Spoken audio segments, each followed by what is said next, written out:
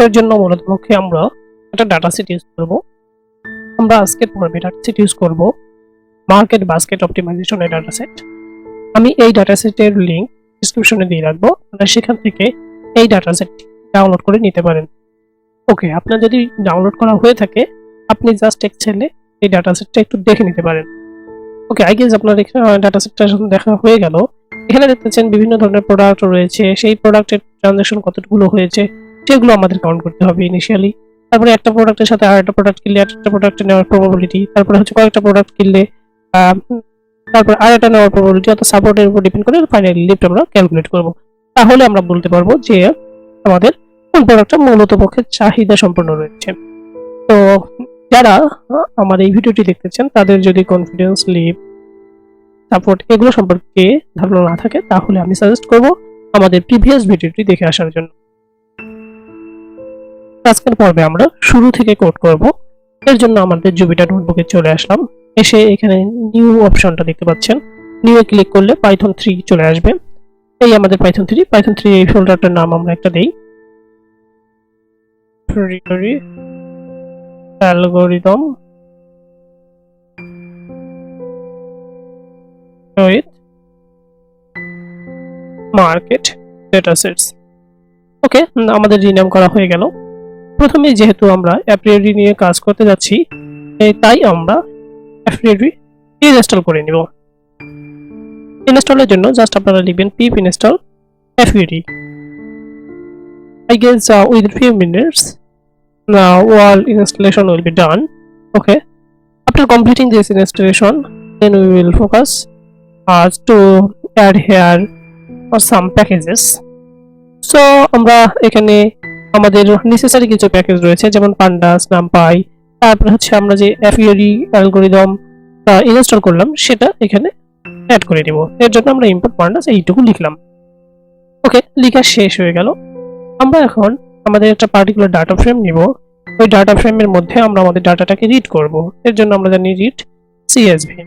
এখানে আমরা আমাদের কোন লোকেশনে ডাটাটা রয়েছে সেই লোকেশনটা আমরা বলে দিব। আমরা আমাদের ডাটাটা শো করিয়েছি আপনাদের ডেস্কটপ EasyCSE লার্ন ফোল্ডারের ভিতর থেকে। এজন্য আমি আমাদের পার্টিকুলার ফোল্ডারে চলে যাচ্ছি। এই যে ডাটাটা এখান থেকে রাইট বাটন ক্লিক করলে কপি এজ এ পাথ, আপনার যদি উইন্ডোজ 11 হয় তাহলে এটা পেয়ে যাবেন, আর উইন্ডোজ 10 হলে আপনি ম্যানুয়ালি একটু কপি করে নেবেন। তো এখানে আমরা আমাদের ডাটাটাকে কপি করে নিয়ে এখন আমরা আমাদের ডাটাটা দেখবো যে কিরকম ডাটাটা রয়েছে। তো df.head লিখলেই আমাদের ডাটার পাঁচটা ডাটা বা সামথিং যতটা চান সে সংখ্যক ডাটা আমরা এখানে দেখতে পারবো। এখন আমাদের যেগুলো নাল ভ্যালু রয়েছে, এখানে অনেক নাল ভ্যালু রয়েছে, সেই নাল ভ্যালুগুলো আমরা 0 দ্বারা ফিল আপ করবো। এর জন্য আমরা লিখবো del মানে আমাদের ডাটা ফ্রেম ডট ফিল নাল। আমরা ফিল নালগুলোকে কি দ্বারা ফিল আপ করবো? 0 দ্বারা, এবং আমরা বলবো যে ইনপ্লেসটা ট্রু হতে, যেন আমাদের ইনপ্লেস ঠিক মতো হয়। আমরা যদি এখন df হেড করি তখন দেখতে পারবেন যে যেগুলো নাল ভ্যালু রয়েছিল সেই নাল ভ্যালুগুলো আমরা 0 দ্বারা ফিল আপ করতে পেরেছি। ওকে, এখন আমরা আমাদের ডাটাটাকে একটু প্রি প্রসেস করে নেব, অর্থাৎ আমাদের ট্রানজ্যাকশন কতগুলো হয়েছে সেই ট্রানজ্যাকশন আমরা কাউন্ট করব একটু। অর্থাৎ এখানে দেখতে পাচ্ছেন অনেক ধরনের ট্রানজ্যাকশন রয়েছে। 0 ট্রানজ্যাকশনে কি রয়েছে আমাদের, তারপরে 1 ট্রানজ্যাকশনে কি কি রয়েছে, এগুলো এই ডাটাগুলোকে আমরা আলাদা করে নেব। ওকে, আমাদের একটা ছোট্ট একটু প্রবলেম হয়েছে।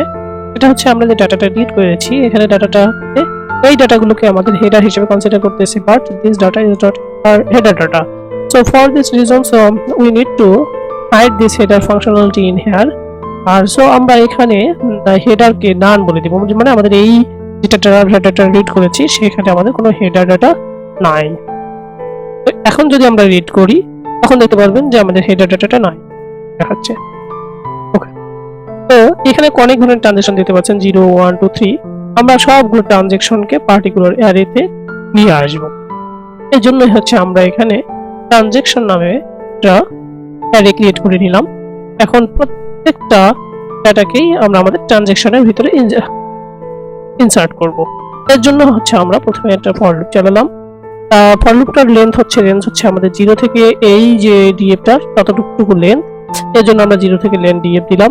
তারপরে ট্রানজাকশনস, অর্থাৎ আমাদের যে ট্রানজাকশন সেখানে অ্যাপেন্ড করবে, কি কি ভ্যালু অ্যাপেন্ড করবে, আমরা এই যে ভ্যালুগুলো রয়েছে এই ভ্যালুগুলো অ্যাপেন্ড করছি। সেজন্য আমরা এখানে ডিএফ ভ্যালুস আই যে আমাদের এই যে পার্টিকুলার ডাটাগুলোকে আমরা অ্যাপেন্ড করব, এবং সেই ডাটাটা যদি আমাদের 0 না হয়,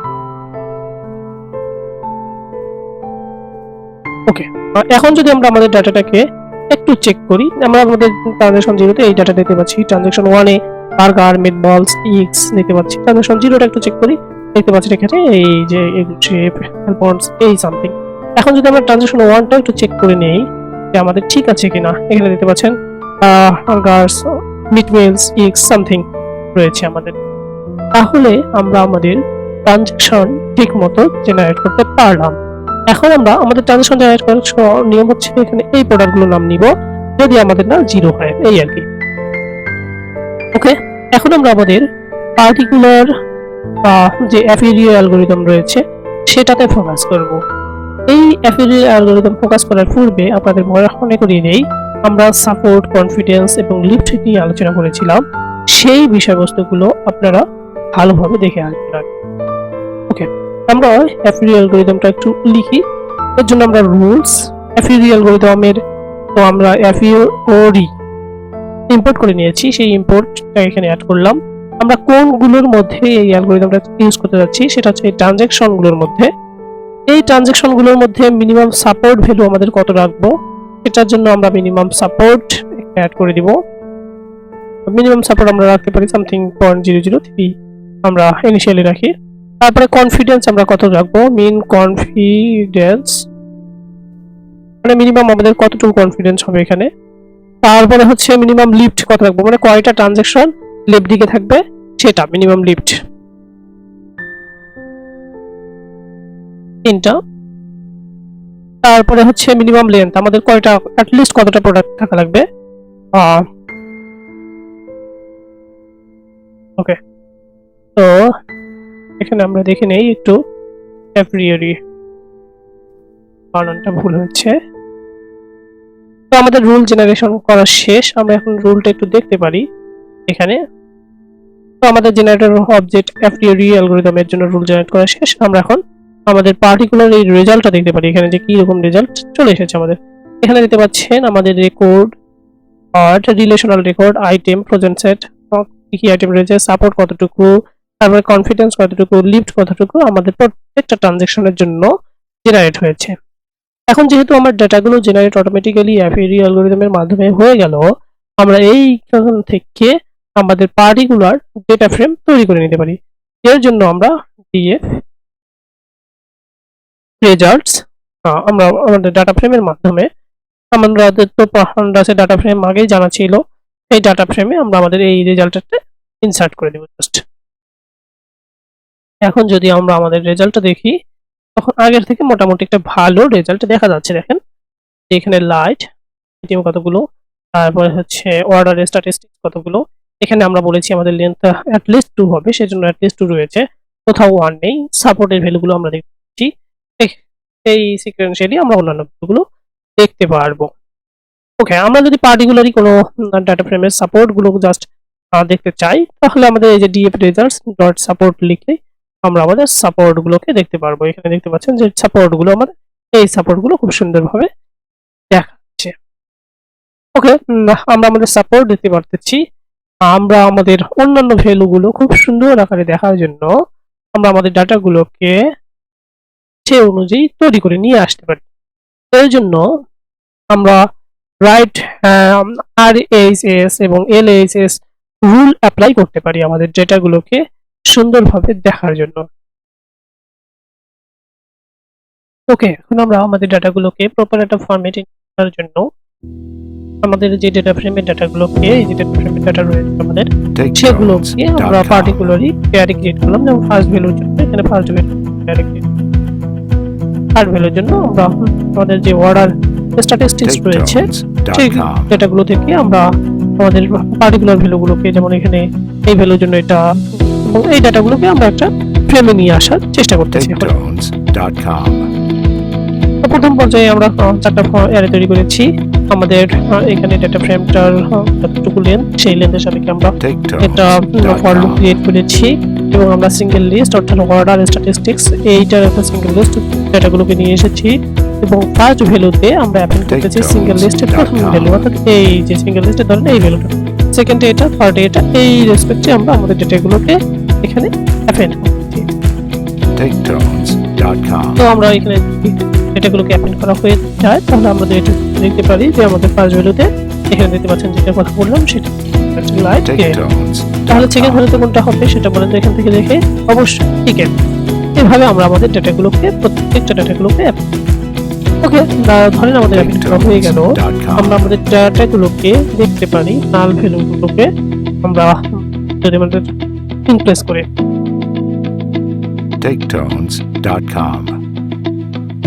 ওকে। এর জন্য আমাদের কিছু আগে কাজ করে নিতে হবে, এখানে অল্প কিছু কাজ রয়েছে আমাদের। এটা হচ্ছে আমরা আমাদের ডেটাগুলোকে পার্টিকুলার অ্যারে তৈরি করে সেখানে রেখেছি, সেই ডেটাগুলোকে আমরা এলএসএস এবং আরএসএস নির্ণয় করব। এর জন্য হচ্ছে আমরা আমাদের দেখলাম যে ডেটাগুলো আমাদের আর ফার্স্ট ভ্যালু এবং সেকেন্ড ভ্যালুর মধ্যে কনসিস্টেন্ট হয়েছে, সেজন্য আমরা লেফট হ্যান্ড সাইডে কোন ভ্যালুটা রাখবো এবং রাইট হ্যান্ড সাইডে অর্থাৎ দুইটা প্রোডাক্ট কিনলে এরিয়াটা দিকে রাখবো এবং রাইট দিকে কোনটা চয়েস করতে বলবো এটা রাইট দিকে রাখলাম। এখন হচ্ছে আমাদের কনফিডেন্স, আমরা দেখলাম যে থার্ড নম্বর রোতে আমাদের কনফিডেন্স ডাটাটা রয়েছে, সেই ডাটাটাকে আমরা আমাদের ডাটা ফ্রেমের ভিতর থেকে নিয়ে আসলাম। এখন আমরা একটা নতুন ডাটা ফ্রেম তৈরি করব, এই ডাটা ফ্রেমটার নাম হচ্ছে লিফট। এই লিফটের ভিতরে আমরা আমাদের লিফট টেবিলগুলো অ্যাসাইন করি। ওকে, তাহলে আমরা কনফিডেন্সের জন্য ডাটা ফ্রেম তৈরি করলাম, লিফটের জন্য ডাটা ফ্রেম তৈরি করলাম এবং লেফট হ্যান্ড সাইডে অর্থাৎ চারটা আলাদা আলাদা ডাটা ফ্রেম তৈরি করা হয়ে গেল। এখন ফাইনাল ডাটা ফ্রেমটা হচ্ছে আমরা যে চারটা ডাটা ফ্রেম হলো সেই ডাটা ফ্রেমগুলোকে আমরা কনক্যাটেনেট করব অর্থাৎ একসঙ্গে যুক্ত করব অ্যাক্সিস 1 বরাবর।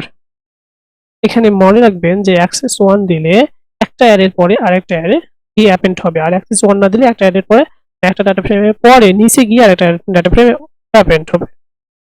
তো এখানে দেখতে পাচ্ছেন, আচ্ছা আরেকটু বলি, এই যে অ্যাক্সিস 1 দেওয়ার ফলে ধরেন আমার এতটুকু একটা ডাটা ফ্রেম, এরপরে মানে সঙ্গে সঙ্গে এখানে গিয়ে ডাটা ফ্রেম আলাদা ডাটাগুলো অ্যাড হবে, আর অ্যাক্সেস 1 না দিলে এই যে এই ডাটা ফ্রেমের পরে নিচে গিয়ে অ্যাড হতো, তো সেটা আমাদের রেজাল্টের সঙ্গে সামঞ্জস্যপূর্ণ না, সেজন্য আমরা অ্যাক্সেস দিই। ওকে, এখন এখান থেকে আমাদের যদি কোনো ভ্যালু নাল থাকে সেই নাল ভ্যালুগুলোকে আমরা রিপ্লেস করি।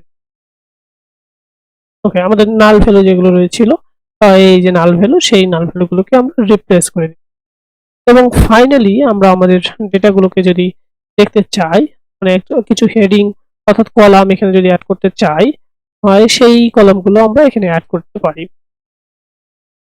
যেমন এই 0 পরিবর্তে আমরা লেফট হ্যান্ড সাইড, তারপরে হচ্ছে এটার পরিবর্তে হচ্ছে প্রত্যেকটাটাই আমরা আমাদের পার্টিকুলার এই যে রাইট হ্যান্ড সাইড এগুলো দিলাম, পার্টিকুলার ডাটা অ্যাড করে দিলাম এখানে। তো এখন আমাদের কি কাজ, আমাদের টার্গেট হচ্ছে এই যে 1 নম্বর কলামে ডাটা নাই, 2 নম্বর কলাম 3 নম্বর কলামে ডাটা নাই, সেগুলোকে মুছে দেওয়া, আর মুছে দিয়ে আমাদের পার্টিকুলার ডাটা ফ্রেমটা ফাইনাল করা। তো আমরা একটু ডাটা ফ্রেমটা একটু দেখলে আমাদের ফাইনালি ডাটা ফ্রেমটা এখান থেকে আপনারা দেখতে পাচ্ছেন। তো লেফট হ্যান্ড সাইডে অর্থাৎ আমরা যদি রাইট এবং ক্রিম কিনি তখন রাইট হ্যান্ড সাইডে দেখবো যে কোন প্রোডাক্টটা কেনার প্রববিলিটি বেশি রয়েছে। এর জন্য আমরা আমাদের ডাটা ফ্রেমগুলোকে আর একটু গোছালো করে নিতে পারি। এর জন্য আমরা লেফট হ্যান্ড সাইডে এলএসএস এ আমাদের ডাটা ফ্রেম ফাইনালটা তৈরি করে নিলাম। এভাবে আমাদের এলএসএস এর ভ্যালুটা রয়েছে এবং একটা কমা দিয়ে আমরা ডিএফ ফাইনালের আর ফার্স্ট নাম্বার ভ্যালুটা নিয়ে এসেছি। তারপরে এই সিকোয়েন্সে রাইট হ্যান্ড সাইডে আমরা ভ্যালুগুলো, এখানে আমাদের কমা ছিল না, আমরা এখানে কমা ইউজ করতেছি, এই যে কমা ইউজ করতেছি যাতে আমাদের বুঝতে সুবিধা হয়, যে এখানে একটা করে কমা ইউজ করতেছি যাতে আমরা আমাদের ডেটাগুলো ঠিকভাবে বুঝতে পারি।